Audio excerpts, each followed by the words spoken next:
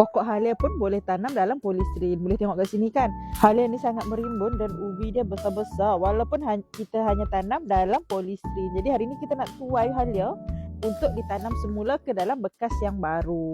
Halia yang kita nak tuai hari ni adalah halia tua. Halia tua ni boleh tuai antara 7 ke 10 bulan lah. Tapi kalau nak tuai halia muda seawal 4 hingga 6 bulan dah boleh tuai.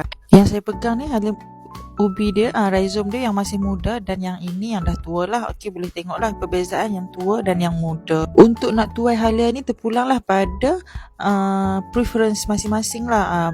Suka halia tua boleh simpan sampai 6 hingga 10 bulan ataupun nak halia muda macam ni pun boleh, tak ada masalah. Kita tuai sekadar untuk tanam semula ke dalam bekas yang baru, bukan untuk makan.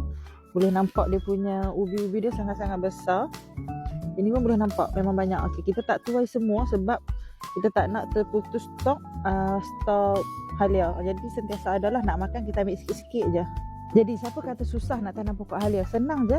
Asalkan ada bekas, ada tanah, kita boleh tanam. Tak ada halaman yang luas pun boleh tanam dalam bekas polystyrene macam ni. Jadi jangan lupa follow untuk dapatkan tips yang lebih menarik.